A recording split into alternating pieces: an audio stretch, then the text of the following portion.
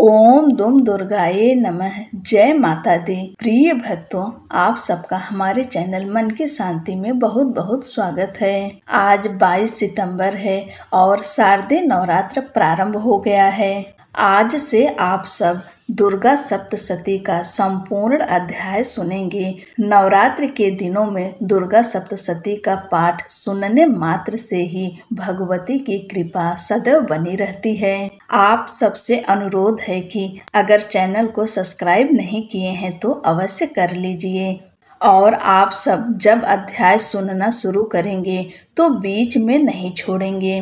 9 दिनों तक आप सब पूर्ण रूप से माता के निमित्त समर्पित होकर इस अध्याय को सुनिए। आधा अधूरा सुनने पर दोष भी लगता है, इसलिए संपूर्ण रूप से पूरा अध्याय सुनिएगा। चलिए हम सब मिलकर माता से प्रार्थना करते हैं। हे जगदम्बे, हे माँ दुर्गा, आप अनादि अनंत और अखंड शक्ति स्वरूपा हैं। आप ही ब्रह्मा, विष्णु और महेश की अधिष्ठात्री शक्ति हैं। आपके बिना यह सृष्टि न चल सकती है और न ही इसका पालन संभव है। हे माँ अम्बे, जैसे आपने विष्णु भगवान को योग निद्रा से मुक्त किया और मधुकैटभ का संहार कर देवताओं की रक्षा की, वैसे ही हमारे जीवन से आलस्य, मोह और अज्ञान का अंधकार मिटाइए। हमें दृढ़ संकल्प, अटूट भक्ति और निर्भीक साहस प्रदान कीजिए। हे माँ जगत जननी, हम आपके चरणों में नतमस्तक हैं। हमारी रक्षा कीजिए। हमें अपने कृपा कटाक्ष से जीवन मार्ग में सफलता, शांति और धर्म की ओर अग्रसर कीजिए। आज आप सब पहले दिन पहला अध्याय सुनेंगे और अध्याय सुनने से पहले देवी कवच, अर्गला स्तोत्र और कीलक स्तोत्र, इन तीनों को सुनने के बाद फिर अध्याय सुना जाता है। इसलिए आप सब पहले कवच, अर्गला और कीलक सुनिए, उसके बाद अध्याय का श्रवण कीजिए। मार्कंडे जी ने कहा, पितामह, जो इस संसार में परम गोपनीय तथा सभी मनुष्यों की सब प्रकार से रक्षा करने वाला है और जो अब तक आपने दूसरे किसी के सामने प्रकट नहीं किया हो, ऐसा कोई साधन मुझे बताइए। ब्रह्मा जी बोले, ब्रह्मान, ऐसा साधन तो एक देवी का कवच ही है, जो गोपनीय से भी परम गोपनीय, पवित्र तथा संपूर्ण प्राणियों का उद्धार करने वाला है। महामुने, उसे श्रवण करो। देवी की 9 मूर्तियां हैं, जिन्हें 9 दुर्गा कहते हैं। उनके पृथक पृथक अर्थात अलग अलग नाम बतलाए जाते हैं। प्रथम नाम शैलपुत्री है, दूसरी मूर्ति का नाम ब्रह्मचारिणी है, तीसरा स्वरूप चंद्रघंटा के नाम से प्रसिद्ध है, चौथी मूर्ति को कुष्मांडा कहते हैं, 5वीं दुर्गा का नाम स्कंद माता है, देवी के छठे रूप को कात्यायनी कहते हैं, 7वां कालरात्रि और 8वां स्वरूप महागौरी के नाम से प्रसिद्ध है, 9वीं दुर्गा का नाम सिद्धिदात्री है। ये सब नाम सर्वज्ञ महात्मा वेद भगवान के द्वारा ही प्रतिपादित हुए हैं।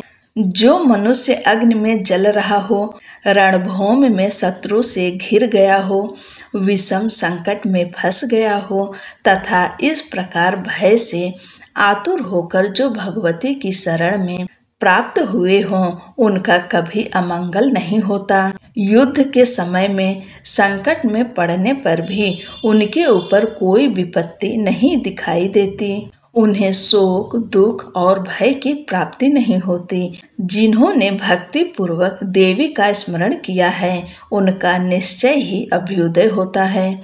देवेश्वरी, जो तुम्हारा चिंतन करते हैं, उनकी तुम निसंदेह रक्षा करती हो। चामुंडा देवी प्रेत पर आरूढ़ होती हैं, वाराही भैंस पर सवारी करती हैं, ऐन्द्री का वाहन ऐरावत हाथी है, वैष्णो देवी गरुड़ पर ही आसन जमाती हैं, माहेश्वरी वृषभ पर आरूढ़ होती हैं, कौमारी का वाहन मयूर है, भगवान विष्णु की प्रियतमा लक्ष्मी देवी कमल के आसन पर विराजमान हैं और हाथों में कमल धारण किए हुए हैं। वृषभ पर आरूढ़ ईश्वरी देवी ने श्वेत रूप धारण कर रखा है। ब्राह्मी देवी हंस पर बैठी हुई हैं और सब प्रकार के आभूषणों से विभूषित हैं। इस प्रकार से सभी माताएं सब प्रकार की योग शक्तियों से संपन्न हैं। इसके सिवा और भी बहुत सी देवियां हैं जो अनेक प्रकार के आभूषणों की शोभा से युक्त तथा नाना प्रकार के रत्नों से सुशोभित हैं। ये संपूर्ण देवियां क्रोध में भरी हुई हैं और भक्तों की रक्षा के लिए रथ पर बैठी हुई दिखाई देती हैं। ये शंख, चक्र, गदा, शक्ति, हल और मूसल, खेटक तथा तोमर, परशु, पाश, कुंत और त्रिशूल एवं उत्तम सारंग, धनुष आदि अस्त्र शस्त्र अपने हाथों में धारण करती हैं। दैत्यों के शरीर का नाश करना, भक्तों को अभय दान देना और देवताओं का कल्याण करना, यही उनके शस्त्र धारण करने का उद्देश्य है। महान रौद्र रूप, अत्यंत घोर पराक्रम, महान बल और महान उत्साह वाली देवी, तुम महान भय का नाश करने वाली हो, तुम्हें नमस्कार है। तुम्हारी ओर देखना भी कठिन है। शत्रुओं का भय बढ़ाने वाली जगदम्बिके, मेरी रक्षा करो। पूर्व दिशा में ऐन्द्री, इंद्र शक्ति मेरी रक्षा करें। अग्निकोण में अग्नि शक्ति मेरी रक्षा करें। दक्षिण दिशा में वाराही तथा नैऋत्य कोण में खंडक धारणी मेरी रक्षा करें। पश्चिम दिशा में वारुणी और वायव्य कोण में मृग पर सवारी करने वाली देवी मेरी रक्षा करें। उत्तर दिशा में कौमारी और ईशान कोण में शूल धारणी रक्षा करें। ब्राह्मणी, तुम ऊपर की ओर से मेरी रक्षा करो और वैष्णवी देवी नीचे की ओर से मेरी रक्षा करें। इसी प्रकार 100 को अपना वाहन बनाने वाली चामुंडा देवी 10 दिशाओं से मेरी रक्षा करें। जया आगे से और विजया पीछे की ओर से मेरी रक्षा करें। वाम भाग में अजिता और दक्षिण भाग में अपराजिता रक्षा करें। उद्योतनी शिखा की रक्षा करें। उमा मेरे मस्तक पर विराजमान होकर रक्षा करें। ललाट में मालाधारी रक्षा करें और यशस्विनी मेरी भौहों का संरक्षण करें। भौहों के मध्य भाग में त्रिनेत्रा और नथुनों की यमघंटा देवी रक्षा करें। दोनों नेत्रों के मध्य भाग में शंखिनी और कानों में द्वारवासिनी रक्षा करें। कालिका देवी कपोलों की तथा भगवती शांकरी कानों के मूल की रक्षा करें। नासिका में सुगंधा और ऊपर के होठ में चर्चिका देवी रक्षा करें। नीचे के होठ में अमृत कला तथा जिह्वा में सरस्वती देवी रक्षा करें। कौमारी दांतों की और चंडिका कंठ प्रदेश की रक्षा करें। चित्र घंटा गले की घाटी की और महामाया तालु में रहकर रक्षा करें। कामाक्षी ठोड़ी की और सर्वमंगला मेरी वाणी की रक्षा करें। भद्रकाली ग्रीवा में और धनुर्धरी पृष्ठवंश अर्थात मेरुदंड में रहकर रक्षा करें। कंठ के बाहरी भाग में नील ग्रीवा और कंठ की नली में नलकुबरी रक्षा करें। दोनों कंधों में खड्गिनी और मेरी दोनों भुजाओं की वज्र धारणी रक्षा करें। दोनों हाथों में दंडनी और अंगुलियों में अंबिका रक्षा करें। शूलेश्वरी नखों की रक्षा करें। कुलेश्वरी कुच्छी अर्थात पेट में रहकर रक्षा करें। महादेवी दोनों स्तनों की और शोक विनाशिनी देवी मन की रक्षा करें। ललिता देवी हृदय में और शूल धारणी उदर में रहकर रक्षा करें। नाभि में कामिनी और गुहे भाग की गुहेश्वरी रक्षा करें। पूतना और कामिका लिंग की और महेश वाहिनी गुदा की रक्षा करें। भगवती कटी भाग में और विंध्यवासिनी घुटनों की रक्षा करें। संपूर्ण कामनाओं को देने वाली महाबला देवी दोनों पिंडलियों की रक्षा करें। नरसिंही दोनों घुट्टियों की और तेजसी देवी दोनों चरण के पृष्ठ भाग की रक्षा करें। श्री देवी पैरों की अंगुलियों में और तलवासिनी पैरों के तलुओं में रहकर रक्षा करें। अपनी दाढ़ों के कारण भयंकर दिखने वाली दंष्ट्रा कराली देवी नखों की और ऊर्ध्व केशनी देवी केशों की रक्षा करें। रोमावलियों के छिद्रों में कौबेरी और त्वचा की वागीश्वरी देवी रक्षा करें। पार्वती देवी रक्त, मज्जा, वसा, मांस, हड्डी और मेद की रक्षा करें। आंतों की कालरात्रि और पित्त की मुकुटेश्वरी देवी रक्षा करें। मूलाधार आदि कमल कोशों में पद्मावती देवी और कफ में चूड़ामणि देवी स्थित होकर रक्षा करें। नख के तेज की ज्वालामुखी रक्षा करें, जिसका किसी भी अस्त्र से भेदन नहीं हो सकता। वह अभेद्या देवी शरीर की समस्त संधियों में रहकर रक्षा करें।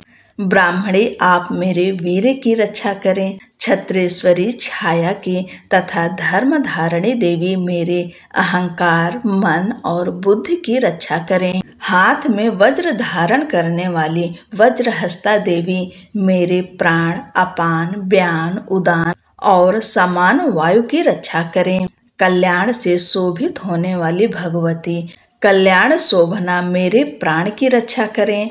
रस, रूप, गंध, शब्द और स्पर्श इन विषयों का अनुभव करते समय योगिनी देवी रक्षा करें तथा सत्व गुण, रजोगुण और तमोगुण की रक्षा सदा नारायणी देवी करें। वाराही आयु की रक्षा करें। वैष्णवी धर्म की रक्षा करें तथा चक्रिणी देवी यश, कीर्ति, लक्ष्मी, धन तथा विद्या की रक्षा करें। इंद्राणी आप मेरे गोत्र की रक्षा करें। चंडिके तुम मेरे पशुओं की रक्षा करो। महालक्ष्मी पुत्रों की रक्षा करें और भैरवी पत्नी की रक्षा करें। मेरे पथ की सुपथा तथा मार्ग की क्षेम करी रक्षा करें। राजा के दरबार में महालक्ष्मी रक्षा करें तथा सब ओर व्याप्त रहने वाली विजय देवी संपूर्ण भयों से रक्षा करें। देवी जो स्थान कवच में नहीं कहा गया है अतएव रक्षा से रहित है, वह सब तुम्हारे द्वारा सुरक्षित हो, क्योंकि तुम विजयशालिनी और पापनाशिनी हो। यदि अपने शरीर का भला चाहे तो मनुष्य बिना कवच के कहीं एक पग भी न जाए। कवच का पाठ करके ही यात्रा करे। कवच के द्वारा सब ओर से सुरक्षित मनुष्य जहाँ जहाँ भी जाता है वहाँ वहाँ उसे धन लाभ होता है तथा संपूर्ण कामनाओं की सिद्धि करने वाली विजय की प्राप्ति होती है। वह जिस जिस अभिष्ट वस्तु का चिंतन करता है उसको निश्चय ही प्राप्त कर लेता है। वह पुरुष इस पृथ्वी पर तुलना रहित महान ऐश्वर्य का भागी होता है। कवच से सुरक्षित मनुष्य निर्भय हो जाता है। युद्ध में उसकी पराजय नहीं होती तथा वह तीनों लोकों में पूजनीय होता है। देवी का यह कवच देवताओं के लिए भी दुर्लभ है। जो प्रतिदिन नियम पूर्वक तीनों संध्याओं के समय श्रद्धा के साथ इसका पाठ करता है उसे दैवी कला प्राप्त होती है तथा वह तीनों लोकों में कहीं भी पराजित नहीं होता।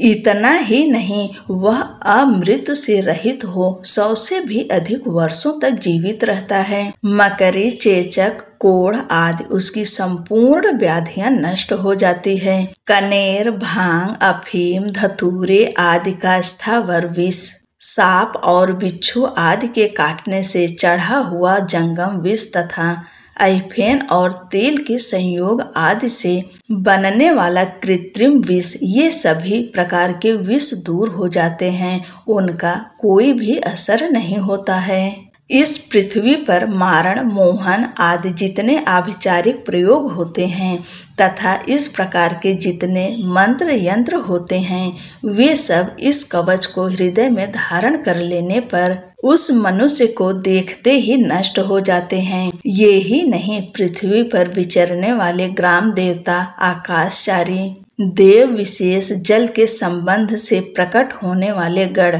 उपदेश मात्र से सिद्ध होने वाले निम्न कोटि के देवता, अपने जन्म के साथ प्रकट होने वाले देवता, कुल देवता, माला, कंठमाला आदि डाकिनी, शाकिनी, अंतरिक्ष में विचरने वाली भयानक डाकिनियां, ग्रह, भूत, पिशाच, यक्ष, गंधर्व, राक्षस, ब्रह्म राक्षस, बेताल, कुष्मांड और भैरव आदि अनिष्ट कारक देवता भी हृदय में कवच धारण किए रहने पर उस मनुष्य को देखते ही भाग जाते हैं। कवचधारी पुरुष को राजा से सम्मान वृद्धि प्राप्त होती है। यह कवच मनुष्य के तेज की वृद्धि करने वाला और उत्तम है। कवच का पाठ करने वाला पुरुष अपनी कीर्ति से विभूषित भूतल पर अपने सुयश के साथ साथ वृद्धि को प्राप्त होता है। जो पहले कवच का पाठ करके उसके बाद सप्तशती चंडी का पाठ करता है, उसकी जब तक वन,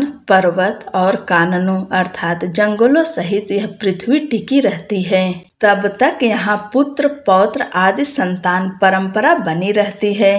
फिर देह का अंत होने पर वह पुरुष भगवती महामाया के प्रसाद से उस नित्य परम पद को प्राप्त होता है, जो देवताओं के लिए भी दुर्लभ है। वह सुंदर दिव्य रूप धारण करता और कल्याणमय शिव के आनंद का भागी होता है। श्री देवी कवच संपूर्ण। अर्गला स्तोत्रम। ओम नमः चंडिकाय। ओम चंडिका देवी को नमस्कार है। मार्कंडे जी कहते हैं, जयंती, मंगला काली, भद्र काली, कपालनी, दुर्गा, क्षमा, शिवा, धात्री, स्वाहा और स्वधा, इन नामों से प्रसिद्ध जगदम्बिके तुम्हें मेरा नमस्कार है। देवी चामुंडे तुम्हारी जय हो। संपूर्ण प्राणियों की पीड़ा हरने वाली देवी तुम्हारी जय हो। सब में व्याप्त रहने वाली देवी तुम्हारी जय हो। काल रात्रि तुम्हें नमस्कार है। मधु और कैटभ को मारने वाली तथा ब्रह्मा जी को वरदान देने वाली देवी तुम्हें नमस्कार है। तुम मुझे रूप दो, जय दो, यश दो और काम क्रोध आदि शत्रुओं का नाश करो। महिषासुर का नाश करने वाली तथा भक्तों को सुख देने वाली देवी तुम्हें नमस्कार है। तुम रूप दो, जय दो, यश दो और काम क्रोध आदि शत्रुओं का नाश करो। रक्त बीज का वध और चंड मुंड का विनाश करने वाली देवी तुम रूप दो, जय दो, यश दो और काम क्रोध आदि शत्रुओं का नाश करो। शुंभ और निशुंभ तथा धूम्र लोचन का मर्दन करने वाली देवी तुम रूप दो, जय दो, यश दो और काम क्रोध आदि शत्रुओं का नाश करो। सबके द्वारा वंदित युगल चरणों वाली तथा संपूर्ण सौभाग्य प्रदान करने वाली देवी तुम रूप दो, जय दो, यश दो और काम क्रोध आदि शत्रुओं का नाश करो। देवी तुम्हारे रूप और चरित्र अचिंत्य है। तुम समस्त शत्रुओं का नाश करने वाली हो। तुम रूप दो, जय दो, यश दो और काम क्रोध आदि शत्रुओं का नाश करो। पापों को दूर करने वाली चंडिके, जो भक्ति पूर्वक तुम्हारे चरणों में सर्वदा मस्तक झुकाते हैं, उन्हें रूप दो, जय दो, यश दो और काम क्रोध आदि शत्रुओं का नाश करो। रोगों का नाश करने वाली चंडिके, जो भक्ति पूर्वक तुम्हारी स्तुति करते हैं, उन्हें तुम रूप दो, जय दो, यश दो और काम क्रोध आदि शत्रुओं का नाश करो। चंडिके, इस संसार में जो भक्ति पूर्वक तुम्हारी पूजा करते हैं, उन्हें रूप दो, जय दो, यश दो और काम क्रोध आदि शत्रुओं का नाश करो। मुझे सौभाग्य और आरोग्य दो, परम सुख दो, रूप दो, जय दो, यश दो और काम क्रोध आदि शत्रुओं का नाश करो। जो मुझसे द्वेष रखते हों, उनका नाश और मेरे बल की वृद्धि करो। रूप दो, जय दो, यश दो और काम क्रोध आदि शत्रुओं का नाश करो। देवी मेरा कल्याण करो, मुझे उत्तम संपत्ति प्रदान करो। रूप दो, जय दो, यश दो और काम क्रोध आदि शत्रुओं का नाश करो। अंबिके, देवता और असुर दोनों ही अपने माथे की मुकुट की मड़ियों को तुम्हारे चरणों पर घिसते हैं। तुम रूप दो, जय दो, यश दो और काम क्रोध आदि शत्रुओं का नाश करो। तुम अपने भक्त जन को विद्वान, यशस्वी और लक्ष्मीवान बनाओ तथा रूप दो, जय दो, यश दो और काम क्रोध आदि शत्रुओं का नाश करो। प्रचंड दैत्यों के दर्प का दलन करने वाली चंडिके, मुझ शरणागत को रूप दो, जय दो, यश दो और काम क्रोध आदि शत्रुओं का नाश करो। चतुर्भुज ब्रह्मा जी के द्वारा प्रशंसित चार भुजा धारणी परमेश्वरी, तुम रूप दो, जय दो, यश दो और काम क्रोध आदि शत्रुओं का नाश करो। देवी अंबिके, भगवान विष्णु नित्य निरंतर भक्ति पूर्वक तुम्हारी स्तुति करते रहते हैं। तुम रूप दो, जय दो, यश दो और काम क्रोध आदि शत्रुओं का नाश करो। हिमालय कन्या पार्वती के पति महादेव जी के द्वारा होने वाली परमेश्वरी, तुम रूप दो, जय दो, यश दो और काम क्रोध आदि शत्रुओं का नाश करो। सचिव पति इंद्र के द्वारा सद्भाव से पूजित होने वाली परमेश्वरी, तुम रूप दो, जय दो, यश दो और काम क्रोध आदि शत्रुओं का नाश करो। प्रचंड भुजदंडों वाले दैत्यों का घमंड चूर करने वाली देवी, तुम रूप दो, जय दो, यश दो और काम क्रोध आदि शत्रुओं का नाश करो। देवी अंबिके, तुम अपने भक्तजनों को सदा असीम आनंद प्रदान करती हो। तुम रूप दो, जय दो, यश दो और काम क्रोध आदि शत्रुओं का नाश करो। मन की इच्छा के अनुसार चलने वाली मनोहर पत्नी प्रदान करो, जो दुर्गम संसार से तारने वाली तथा उत्तम कुल में जन्मी हो। जो मनुष्य इस स्तोत्र का पाठ करके सप्तशती रूपी महास्तोत्र का पाठ करता है, वह सप्तशती के जप संख्या से मिलने वाले श्रेष्ठ फल को प्राप्त होता है। साथ ही वह प्रचुर संपत्ति भी प्राप्त कर लेता है। इति देवी अर्गला स्तोत्रम संपूर्णम। कीलक स्तोत्रम। ओम नमः चंडिकाय। मार्कंडे जी कहते हैं, विशुद्ध ज्ञान ही जिनका शरीर है, तीनों वेद ही जिनके 3 नेत्र हैं, जो कल्याण प्राप्ति के हेतु हैं तथा अपने मस्तक पर अर्धचंद्र धारण करते हैं, उन भगवान शिव को नमस्कार है। मंत्रों का जो अभिकीलक है, अर्थात मंत्रों की सिद्धि में विघ्न उपस्थित करने वाले, साप रूपी कीलक का निवारण करने वाला है, उस सप्तशती स्तोत्र को संपूर्ण रूप से जानना चाहिए और जानकर उसकी उपासना करनी चाहिए। उसके भी उच्चाटन आदि कर्म सिद्ध होते हैं, उसे भी समस्त दुर्लभ वस्तुओं की प्राप्ति होती है। तथापि जो अन्य मंत्रों का जप न करके केवल इस सप्तशती नामक स्तोत्र से ही देवी की स्तुति करते हैं, उन्हें स्तुति मात्र से ही सच्चिदानंद स्वरूपिणी देवी सिद्ध हो जाती हैं। उन्हें अपने कार्य की सिद्धि के लिए मंत्र, औषधि तथा अन्य किसी साधन के उपयोग की आवश्यकता नहीं रहती। बिना जप के उनके उच्चाटन आदि समस्त अभिचारिक कर्म सिद्ध हो जाते हैं। इतना ही नहीं, उनकी संपूर्ण अभीष्ट वस्तुएं भी सिद्ध होती है। लोगों के मन में यह शंका थी कि जब केवल सप्तशती की उपासना से भी सामान्य रूप से अथवा सप्तशती को छोड़कर अन्य मंत्रों की उपासना से भी सामान्य रूप से सब कार्य सिद्ध होते हैं, अब इनमें श्रेष्ठ कौन सा साधन है? लोगों की इस शंका को सामने रखकर भगवान शंकर ने अपने पास आए हुए जिज्ञासुओं को समझाया कि यह सप्तशती नामक संपूर्ण स्तोत्र ही सर्वश्रेष्ठ एवं कल्याणमय है। तदंतर भगवती चंडिका के सप्तशती नामक स्तोत्र को महादेव जी ने गुप्त कर दिया। सप्तशती के पाठ से जो पुण्य प्राप्त होता है, उसकी कभी भी समाप्ति नहीं होती, किंतु अन्य मंत्रों के जप जन्य पुण्य की समाप्ति हो जाती है। अतः भगवान शिव ने अन्य मंत्रों की अपेक्षा जो सप्तशती की ही श्रेष्ठता का निर्णय किया, उसे जानना चाहिए। अन्य मंत्रों का जप करने वाला पुरुष भी यदि सप्तशती के स्तोत्र और जप का अनुष्ठान कर ले, तो वह भी पूर्ण रूप से कल्याण का भागी होता है। इसमें तनिक भी संदेह नहीं है। जो साधक कृष्ण पक्ष की चतुर्दशी अथवा अष्टमी को एकाग्रचित होकर अपना सर्वस्व समर्पित कर देता है और फिर उसे प्रसाद रूप में ग्रहण करता है, उसी पर भगवती प्रसन्न होती हैं, अन्यथा उनकी प्रसन्नता नहीं प्राप्त होती। इस प्रकार सिद्धि के प्रतिबंधक रूप कील के महादेव जी ने इस स्तोत्र को कीलित कर रखा है। जो पूर्वोक्त रीति से निष्कीलन करके इस सप्तशती स्तोत्र का प्रतिदिन स्पष्ट उच्चारण पूर्वक पाठ करता है, वह मनुष्य सिद्ध हो जाता है, वही देवी का पार्षद होता है और वही गंधर्व भी होता है। सर्वत्र विचरते रहने पर भी इस संसार में उसे कहीं भी भय नहीं होता।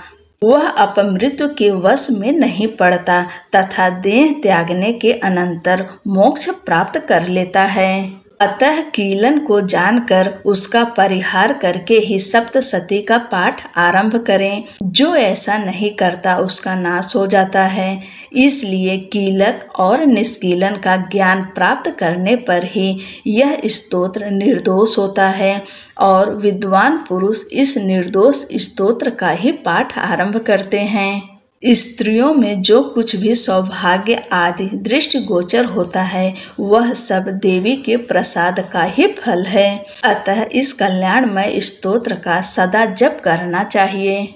इस स्तोत्र का मंद स्वर से पाठ करने पर स्वल्प फल की सिद्धि होती है। अतः उच्च स्वर से ही इसका पाठ आरंभ करना चाहिए। जिनके प्रसाद से ऐश्वर्य, सौभाग्य, आरोग्य, संपत्ति, शत्रुनाश तथा परम मोक्ष की भी सिद्धि होती है, उन कल्याणमयी जगदम्बा की स्तुति मनुष्य क्यों नहीं करते। इति श्री देवी कीलक स्तोत्रम संपूर्णम। बोलो अम्बे मात की जय।